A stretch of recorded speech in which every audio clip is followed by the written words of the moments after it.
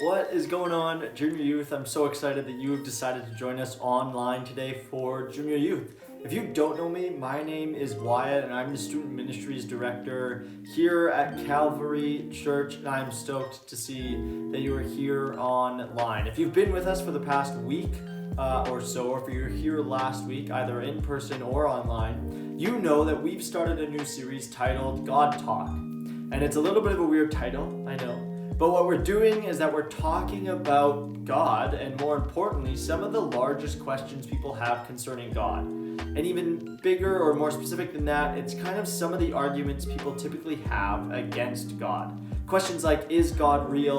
Or how do we know that God is real? Is the Bible trustworthy? And today we're going to be looking at, was Jesus real? Was Jesus real? And more importantly, is Jesus actually God? That's what we're going to be looking at. Is Jesus God? So there's a few questions that come when it comes to Jesus. One is he real? The second is, did Jesus ever claim to be God? And the third, did Jesus actually die and rise from the dead? So we're going to be talking about three of those questions. I'm going to be giving you some of the most common kind of arguments against Jesus and some of the best defenses and some of the best proof that we have for Jesus being real. So the first thing, is Jesus real? There's this really, really famous atheist, and he once said that Jesus, there's no really historical proof to prove that Jesus is real. That's why he doesn't really believe in Jesus. That, you know what, we don't really have enough historical proof. We know of all these other people that lived, but how is Jesus? How do we not have this historical proof to prove that Jesus is real? And that's a really, really great point. But the issue is that we actually do have a ton of historical proof that Jesus was real. One, we have the Bible, which we know is trustworthy. I know we haven't talked about why it's trustworthy, but we're going to get into that soon. But for now, it's trustworthy. I promise you, we know that it is trustworthy. And that's just one example. But other than that, we have a bunch of different historians, like ancient historians. Okay, there's Tacitus, there's Josephus, there's Cornelius, there's all of these different guys that kind of lived right around Jesus' time. And they actually claim that Jesus is real. They write, as they're writing history, they write about the character of Jesus. So we know that Jesus was a real person. You know, all these historians who were atheists, didn't really believe in God, they wouldn't write that Jesus was real. There's no real reason for them to do that. And on top of that, the Bible is one of the richest documents we have concerning the history of any character. Jesus, as far as all ancient kind of history characters go, Jesus is actually one that we probably have the most information on. So we know that Jesus is real. Okay, so we got that. Jesus as a human being did exist. But the second part, is Jesus God? Right? Like, how do we know that Jesus is God? And that's a really, really great question. And Jesus, he said a ton of things, and I know that I can trust every single one of them. And one of the things that he said is that he did claim to be God. In John 10, he says that I and the Father are one. Right? I and the Father are one. They're really, really tightly knit. This is saying that they are one person. And when he says the Father, everyone knows that he's referring to God. And we know that people know he's referring to God because right after that, the Jews saying, hey, you blasphemer. In other words, you liar about the truths of God. You are lying about God because you are just a man and yet you claim to be God. So right there, we know that people knew that Jesus claimed to be God. So yes, he claimed to be God. So there you go. We know that Jesus had claimed to be God. There's a bunch of other examples you can look at in the gospel of Jesus claiming to be God. But how do we know that we can trust that? How do we know Jesus is telling the truth? That's what a lot of atheists ask. And we go, okay, that's a great question.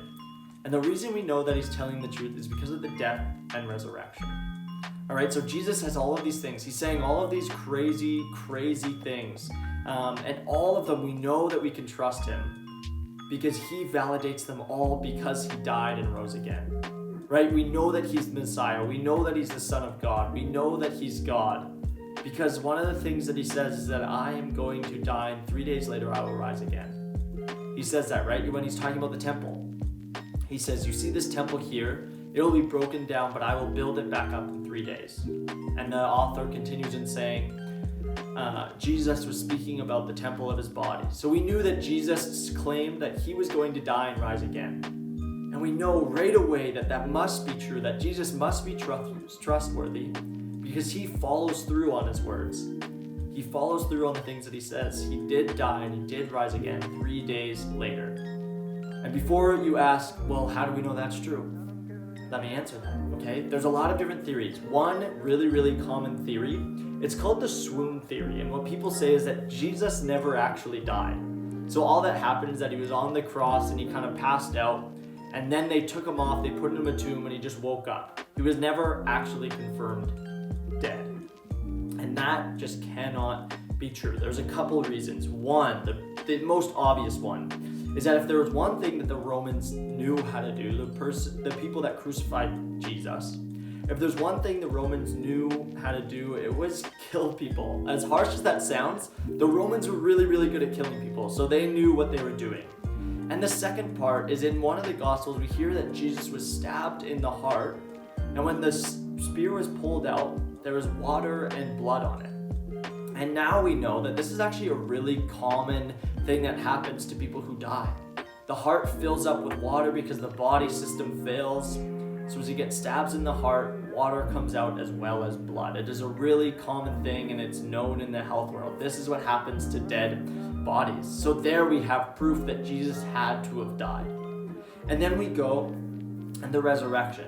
How do we know that Jesus actually resurrected? Some people say that maybe his body was stolen. And that just can't happen.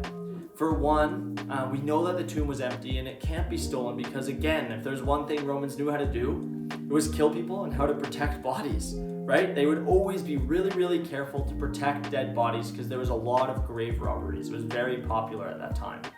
And Jesus got this really, really fancy grave, which meant he had really good guards watching it at all times. So these guards were really, really careful to make sure that no one was going to steal this body. So there's no way anyone could really get past them. It would have been an incredible, incredible feat. But on top of that, we know that Jesus must have resurrected because there are claims of so many people that saw Jesus. After he died and rose again, they saw Jesus, right? 3 days later, there's so many people. There's another 3 years of his ministry, or I forget how long, but another little bit of his ministry where he was still alive. He was alive and well and talking with people after he died and he rose again. We know that Jesus must have died and rose again because there's so many people who saw him. And some people say, well, that could have been a mass hallucination. These 72 people or however many saw him. Could have been everyone was hallucinating that they saw Jesus. But think about that. That has never happened in history. There's no medical evidence for that. At that point, atheists are just believing something that's almost harder to prove than the actual existence of Jesus. It's easier to prove that Jesus did rise again than to prove that there was a mass hallucination among 70 people. 70 or so people saw Jesus after he died and rose again. And there we have proof that Jesus must have existed because it's written in the Bible, which we believe and we know through historical fact and everything else that the Bible is one of the most trustworthy historical sources that we have. Okay, we're going to talk about that more next week, so if you have questions, hold on and we'll talk about them next week, and keep those questions in mind because I'd love to answer any of them. All right, guys, let me pray for you. Dear God, thank you for this time where we can come together and we can just ask questions concerning you. We can build our faiths in a way where we can start to trust your word, where we know that you are true, that Jesus is your son and Jesus is God and he did die and he did rise again. That we have proof for this. We have evidence, God. But God, we also know that we're never going to be able to prove everything 100%. So I pray that as we talk about these questions, God, that you'll build our faith. That you'll be able to help us take that step towards you. And it's not a blind step or anything like that, but it's a well-educated one where we know that you must be true and we can just put our faith in you, God. God, we love you so much. We thank you for your mercy and your grace. In your name, amen. All right, youth, thank you so much for joining me online today. I just want to remind you that we do in-person services every single Sunday. So 9 a.m. and 10:30 a.m. If you are local to Fraser Heights or Surrey and you want to come see me and all these other kids in person, please come to our 9 a.m. or 10:30 a.m. service If you are in grade 6 to 8, that's for you every single Sunday.